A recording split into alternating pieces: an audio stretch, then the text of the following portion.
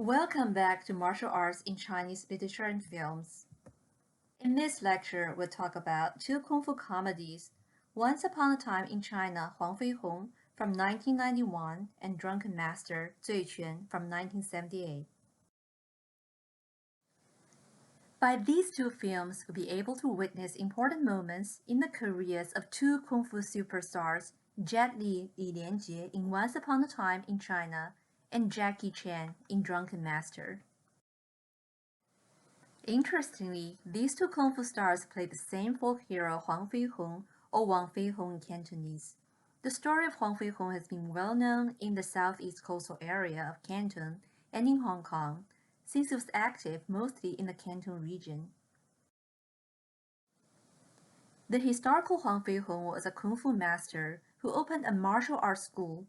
For a period of time, he served as a martial arts coach in the Qing Navy. Later, he lived mostly in Guangdong and was known for protecting the local populace from gangsters. In addition to his expertise in martial arts, Huang Fei Hong was famous for his skills in Chinese medicine, such as acupuncture and herbal medicine. The name of his clinic is Bao Zhi Lin. Bao Zhi refers to rare mushrooms that supposedly possess great medical values. Huang Fei Hong was also a master of the folk art of lion dance, which is still widely performed upon Chinese festivals such as the Chinese New Year. It seems that the historical Huang Fei Hong experienced some tragic loss during his late years and died in poverty. However, starting from the 1930s, shortly after his death, his life became the subject of biographical novels, theatrical plays, radio shows, and later films. These cultural works featuring the image of Huang Fei Hong were mostly made by writers or filmmakers based on the Canton area. The lore of Huang Fei Hong thus developed primarily as part of a Cantonese language local culture.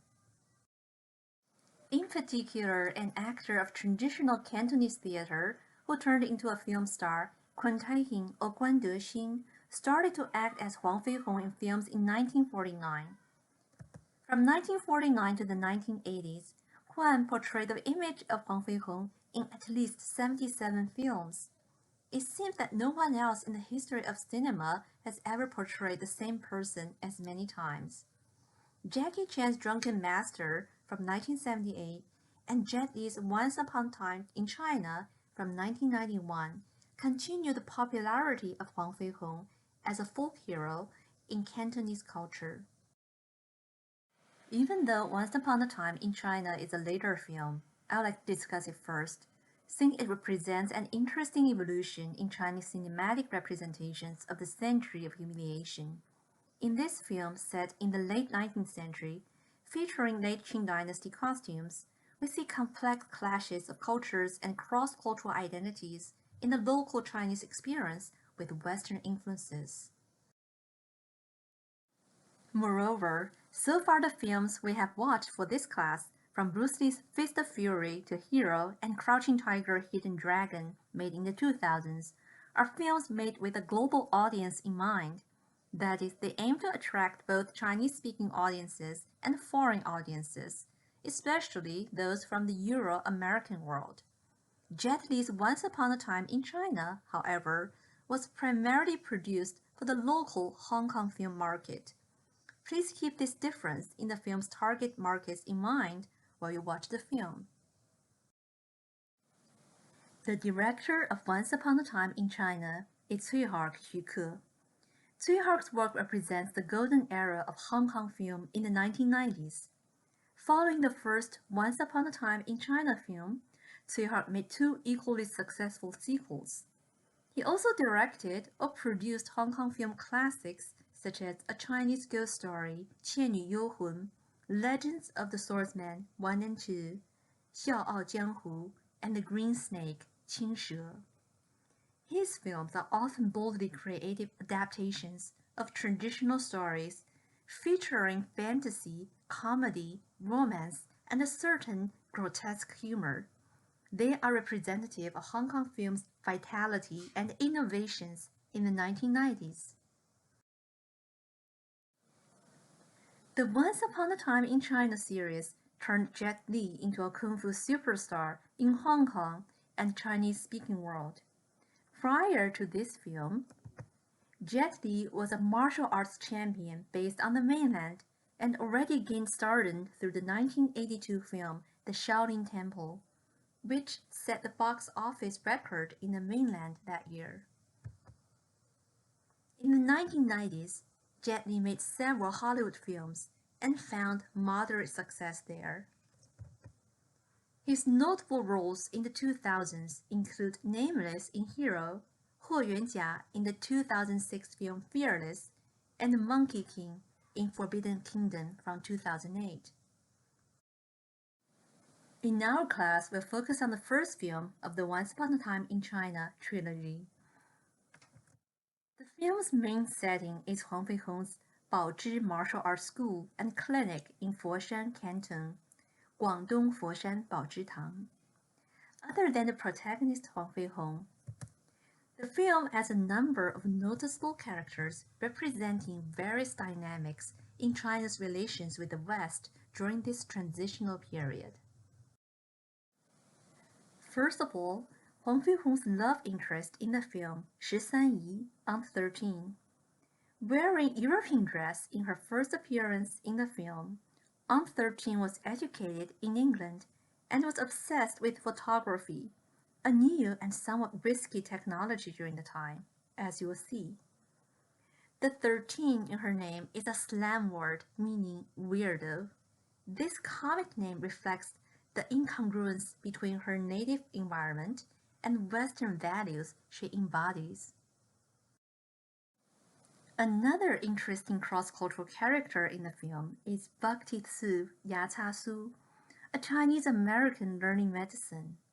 He returned to Foshan Canton, where Huang Feihong's clinic is located, to study Chinese medicine with Huang Feihong, with the hope to integrate the best of the Western and Eastern arts of healing. Su speaks very little Chinese and is looked down upon by some of Huang Feihong's disciples, even though Huang, the master himself, treated him with respect and kindness.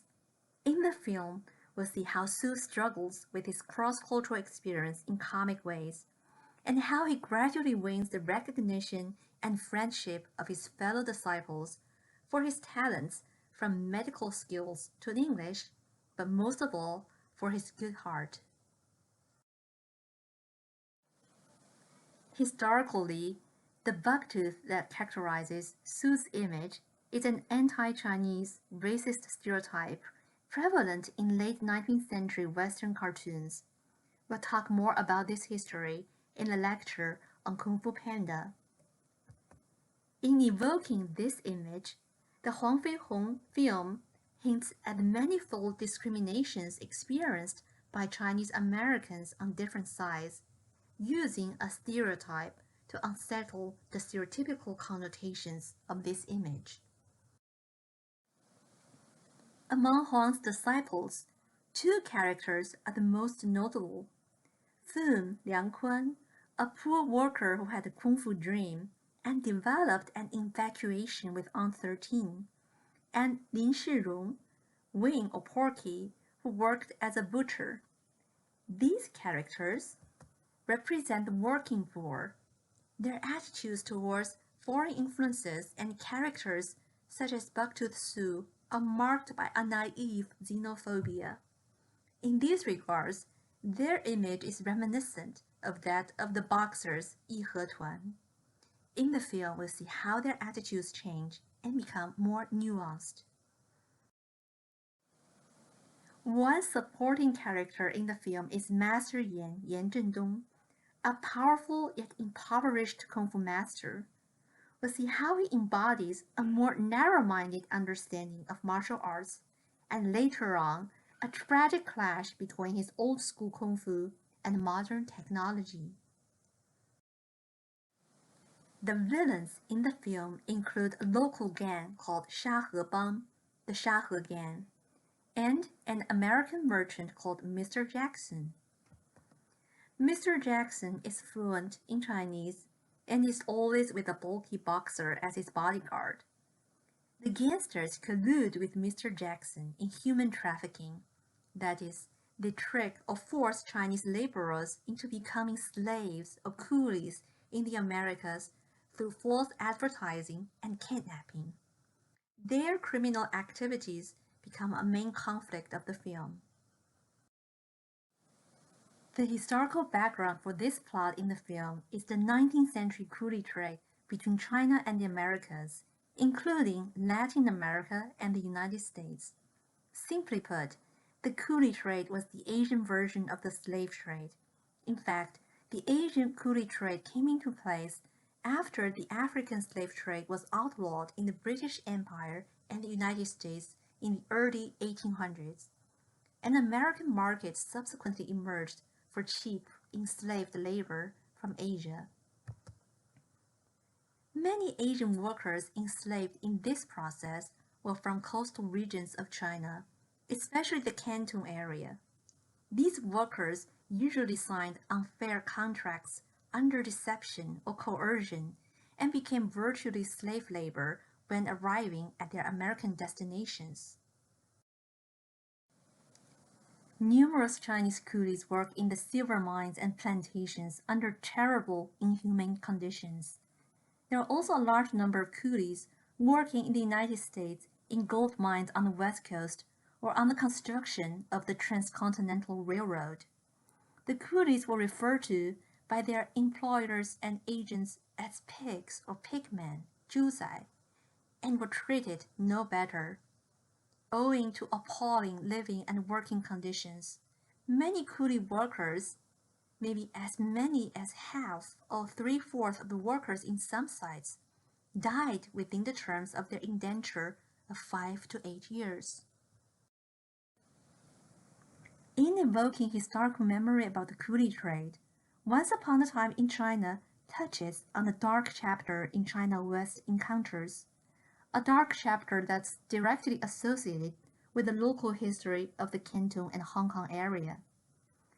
In other Hong Kong films, such as Stephen Chow's Kung Fu Hustle, we continue to see the coolie image that represents the most repressed social class in modern Chinese history. Whereas Mr. Jackson is a villain, there are good foreigners in the film, in particular, the Catholic father. Despite cultural and religious differences, we'll see how the father is portrayed as a positive and rather heroic character. With this character setup, Once Upon a Time in China generates a cross-cultural balance and a more cosmopolitan tendency in comparison to earlier films about China's century of humiliation, such as Fist of Fury. Finally, we'll see the presence of the Qing government in Once Upon a Time in China. Firstly, in the film's opening scene, Huang Feihong is on a battleship with the famous Navy commander Liu Yongfu. Historically, Liu Yongfu led the Black Flag Navy Hei Qijun based in the Canton area. It seems that historical Huang Feihong indeed served as a martial arts coach in his navy for a period of time. Liu Yongfu's Black Flag Navy was the main Qing army fought in the Sino-French War of 1894 to 1895. The war was primarily fought over the French interest in Vietnam, which had been under the influences of Qing China. Notably, the Sino-French War was the only major war in which the Qing army gained an upper hand during the century of humiliation. However, out of fear for foreign powers and consideration of its own internal politics, the Qing court decided to abandon its military advantage and signed a treaty to give up its interests in Vietnam to France. Moreover, the Qing court was wary of the growing influences of Liu Yongfu and his Black Flag Navy, which had the characteristic of a local militia. Eventually, the once formidable Black Flag Navy was disbanded. In Chinese historical memory, the Qing court's treatments of the Sino-French War and of the Black Flag Navy have been interpreted as a sign of its political weakness and corruption. The opening scene, Once Upon a Time in China, alludes to this historical memory. At the end of this scene, Liu Yongfu entrusts to Huang Feihong his soldiers from the disbanded navy as students. He also gifts him with a folding fan with the unequal treaties signed by the Qing court written on it. The fan is a clear symbol of China's century of humiliation. In the film, we further see complex relations between Huang Feihong and the Qing court, represented by a governor, Ti Du. On the surface, representing law and order, the governor also exemplifies the weakness and confusion of the Qing government in the face of foreign incursions. His relation with Huang Feihong is characterized by conflicts and collaboration, enacting an interesting dynamic between the government and the martial arts world of rivers and lakes. After introducing the character network and some related historical backgrounds, we can see that the film offers a complex allegory of China-West relations through the form of Kung Fu cinema. One segment I hope you'll pay special attention to is the sequence from the beginning scenes with the lion dance and Liu Yongfu's navy to the tea house scene after the theme song, in which Aunt 13 appears for the first time. This tea house scene is laden with the mixing, clashing, and negotiations between images, sounds, languages, and ideas representing the native Chinese culture and Western influences, thus foreshadowing the recurrence of these themes throughout the film. Furthermore, I'd like to call attention to two important images in the film exemplifying foreign influences: the gun and the camera. Representing modern military technology, guns in the film are the diametric opposite to the traditional Chinese world represented by Kung Fu. Directly linked with Mr. Jackson, they in general have a rather sinister presence. The camera, on the other hand, is a modern cultural technology. Moreover, it's at the origins of the very art of filmmaking. In placing a thematic emphasis on the image of the camera, Once Upon a Time in China connotes a subtle reflection on its own modernity. Throughout the film, we'll see how the image of the camera transforms. Initially, it seems to be as sinister and strange as guns.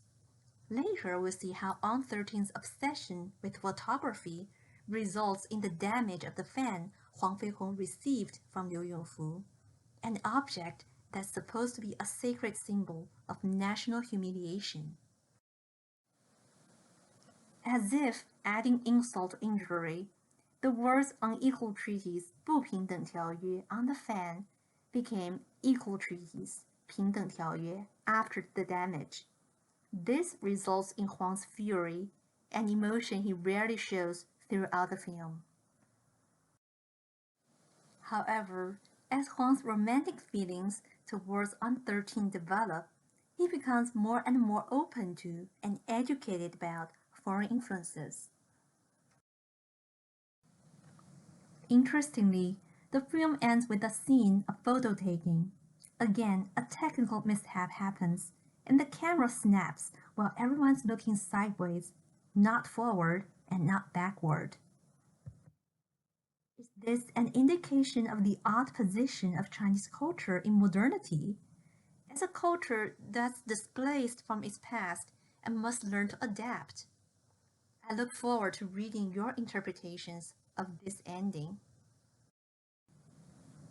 Overall, though likewise about the history of the century of humiliation, Once Upon a Time in China adopts a more nuanced and balanced approach to the representation of this history. While enacting cross-cultural conflicts and tensions, it explores the necessity of negotiation and adaptation, as well as universal values beyond national or cultural boundaries. As the film ends, we're invited to contemplate the complexity of cultural identities and the fact that what's truly important is one's inner character and how you treat other people, rather than one's appearance, origins, customs, and the language one speaks. Upon this point, it's also meaningful to note Huang Feihong's role as a doctor and a healer, which may point toward to a general theme of healing beyond the wounds of the history of humiliation.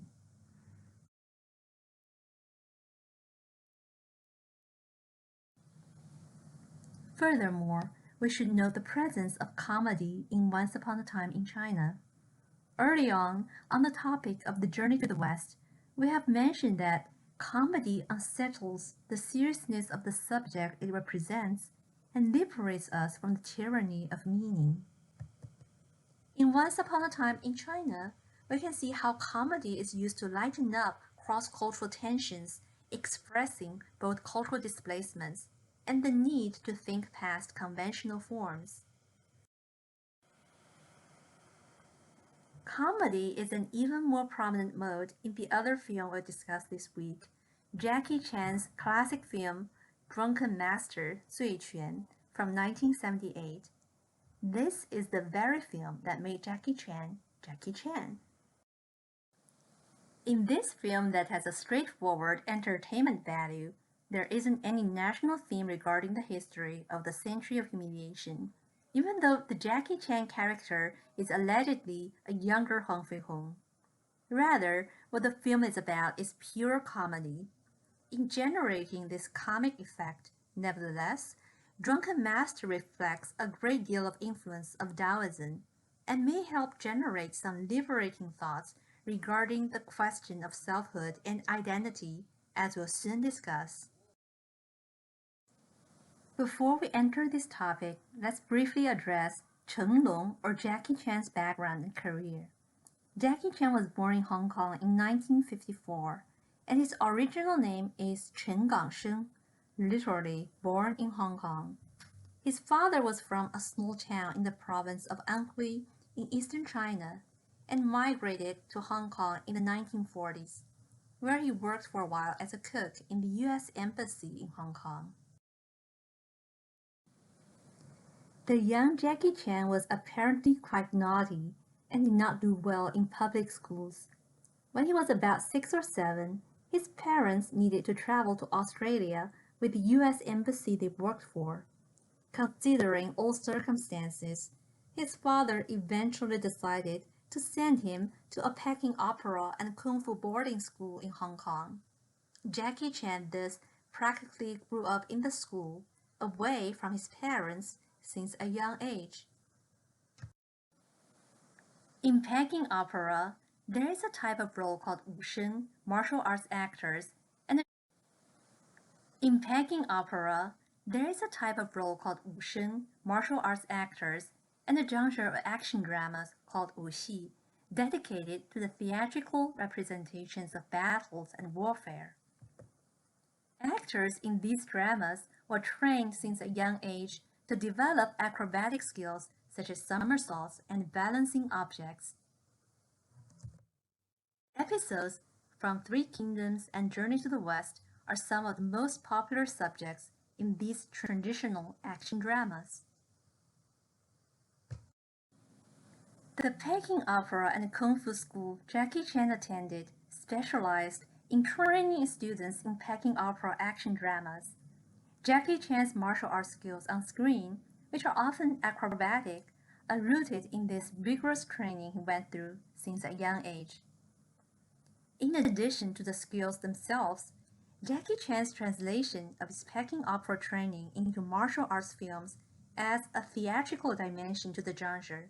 In other words, in comparison to Bruce Lee's more realistic form of kung fu fighting, Jackie Chan's cinematic image is characterized by a showmanship which leans towards comedy, play, and even fantasy. In 1960s and 1970s Hong Kong, however, Peking opera began to decline since cinema became the more dominant form of entertainment. The lead instructor of the Peking Opera School thus encouraged his students to act in films, mostly as stuntmen and supporting characters. In this context, Jackie Chan appeared in a few of Bruce Lee's films. For instance, he acted as a student in the Japanese dojo in Fist of Fury, but there you could hardly notice him since he's just part of the crowd. In Enter the Dragon, we have clear shots of Jackie Chan as someone being beaten up by Bruce Lee. However, with Bruce Lee's sudden death in 1973, the Hong Kong studio that produced all of his kung fu films, the famous Golden Harvest Jiahe Studio, decided to take a break from the genre and focus on comedy instead. Jackie Chan and other action actors thus lost their jobs, and he traveled to Australia to be with his parents for a short period and attended high school there. Later, in 1976, he was invited back to Hong Kong by the director of Fist of Fury, Luo Wei, to make the new Fist of Fury. The company hoped that he could become a second Bruce Lee and asked him to adopt the artist's name, Cheng Long, which literally means to become a dragon, since Bruce Lee's Chinese name is the Little Dragon. However, this remake was not very successful, and Jackie Chan realized he must establish his own style since there could only be one Bruce Lee.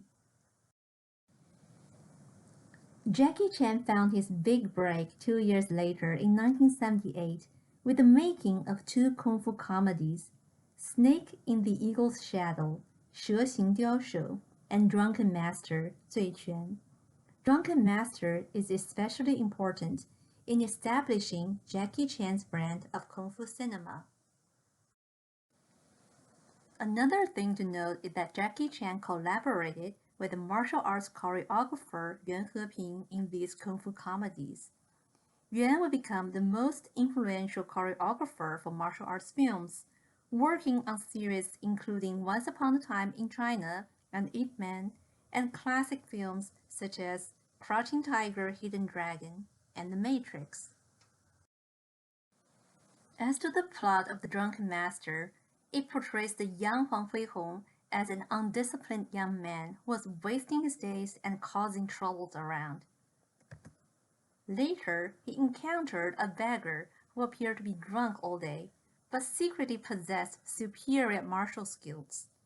The beggar was in fact invited by Huang Feihong's father to teach his son a lesson. The beggar trained Huang Feihong through seemingly pointless chores until he was ready to learn the drunken fists, in order to do which he had to get drunk first. The premise of the drunken fists may seem bizarre at first, but it's rooted in Taoism and the Chinese poetic tradition. First of all, we've talked about Taoism as a philosophy about transcending worldly reality and your own ego. Traditionally, alcohol was thought to have the power to help one achieve these goals. The gourd that serves as a liquor container for the beggar has often been portrayed as a philosophical and magical object in the Taoist tradition, usually representing the notion of emptiness for its inner hollowness. Moreover, alcohol was regarded as a source of inspiration. Li Bai, China's most famous classical poet, who lived during the 8th century during the Tang Dynasty, was known for drawing poetic inspiration from a state of intoxication. His well-known poem, Bring the Wine, 将进酒, is repeatedly cited in The Drunken Master as a manifestation of the spirit of the drunken fists. Drunkenness is related to the idea of physical empowerment as well. In one famous episode from the classical novel Outlaws of the Marsh, 水浒传, a hero named Wu Song was able to unleash his hidden strength and slay a tiger with bare hands after he got drunk. Drunken Master's linkage to Taoism is further indicated by its reference to the myth of the 8 immortals, 八仙. In Chinese mythology, the legend of the 8 immortals concerns a set of popular stories about how 8 Taoist deities transformed from mortals into gods. Since these immortals are characterized by distinctive magical powers, they became a metaphor for the variety of talents and capabilities in the world. In connection with the power of alcohol in Taoism, these immortals are often portrayed in their stories as being fond of drinking. The Drunken Eight Immortals, 醉八仙, was a form of traditional martial arts which imitate the different magical powers of the 8 immortals when they were drunk. Contrary to the proper upright forms in most martial arts, the form of the Drunken Eight Immortals features apparently unstable, clumsy steps and gestures as if one were intoxicated. The seemingly vulnerable, uncontrolled movements are nevertheless where the power of these martial arts resides, since they can be hardly predicted or defended by their opponents.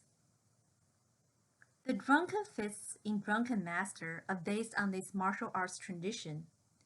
Towards the end of this film, we'll see how the Huang Fei Hong, portrayed by Jackie Chan, masters the art of the Drunken Eight Immortals and defeats the villain who tries to murder his father. Notably, the skill that defines Huang Fei Hong's victory in this battle comes from the only woman among the 8 immortals, Goddess He or He Xiangu. Her last name indicates the idea of lotus flowers, which symbolize purity and transcendence. We'll see how Huang Fei Hong must overcome the inhibition of his masculinity to embrace the power of the goddess, and thus to unleash his innermost powers through gender bending. While this plot in the film is clearly comical, it can be traced to the promotion of the female image in Taoism, which we talked about earlier. On a more general level, it indicates how gender identity constitutes one fundamental social limit for one to overcome in order to achieve self-transcendence. Although the intention of Drunken Master may not be feminist, Jackie Chan's image in the film does unsettle traditional forms of masculinity. Considering Jackie Chan's roots in Peking opera, his feminization in Drunken Master is directly associated with the influence of the practice of female impersonation in traditional theater, in which some male actors were trained to sing in a high-pitched voice and portray female roles. On a theoretical level, if we consider gender as an ultimate boundary in defining one's identity, Chan's gender-bending comedy in Drunken Master speaks to the true liberating potentials of his art, that is, to lift us from any fixed forms or assumptions about the self, and open up our minds to diverse possibilities. To extend this principle to Drunken Master as a whole, we may further observe that it characterizes other aspects of the film, such as how he portrays his body, which is often in a defeated, degraded, distorted, or shall we say somewhat grotesque state. Or in the ways he uses daily objects as impromptu weapons, during which things are removed from their fixed places and usages, taking on surprisingly new powers and meanings. There is thus an equality and sameness across all things, which are detached from their given order or categories. By looking at these patterns, we might realize why Jackie Chan's films make us laugh, since it's all about defamiliarizing the familiar, thus turning reality topsy-turvy. And believe it or not, there are in fact critical theories about laughter which align well with Chan's art.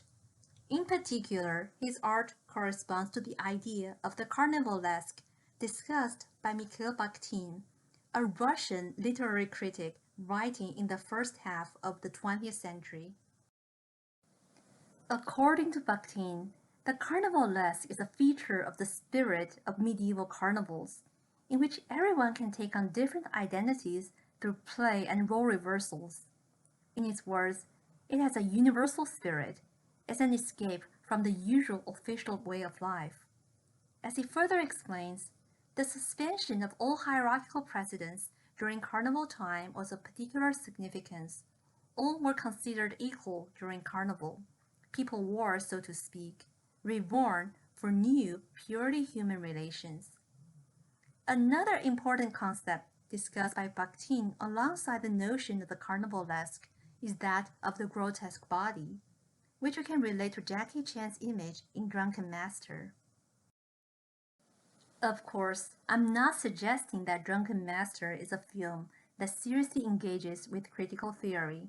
However, in inheriting elements from Taoism and combining them with cinematic comedy, his Kung Fu theater does echo in meaningful ways critical theories that challenge us to go beyond the limits of modern subjectivity, limits that may curtail one's true potential or aspirations and reinforce unequal social relations. In Chan's later films, we may repeatedly see the boundary-crossing comedies he pioneered in Drunken Master. In these films, his characters traverse the borders between historical worlds, places, nations, between man and woman, and between fantasy and reality. Of course, in the 1990s, Chan made the successful Rush Hour series with Hollywood producers and became a household name in the United States. In retrospection, Rush Hour indicates the mixed legacies of multiculturalism in 1990s America, and many of its dialogues shall not look politically correct today. However, it develops the Afro-Asian connection since Bruce Lee's Kung Fu films and contains some nice moments of cross-cultural mixing and companionship. The series certainly further enhanced the influence of Kung Fu in American popular culture. For Chan himself, his Hollywood ventures, while successful, are not entirely satisfying. In fact, he has complained about the lines or images he was asked to portray by Hollywood producers.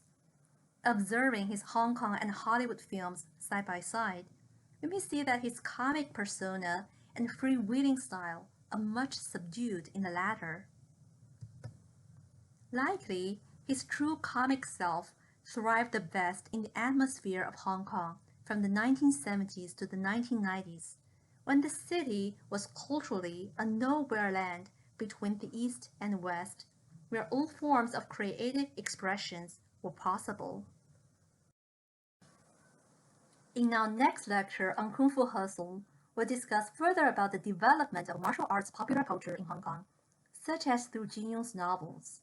We'll further look at the surprisingly rich historical and cultural connotations of Kung Fu Hustle, which is filled not only with a lot of laughter, but also with a lot of heart. It's also a true homage to the tradition of Kung Fu films, as well as a great example of the power of emptiness we've been discussing through this class.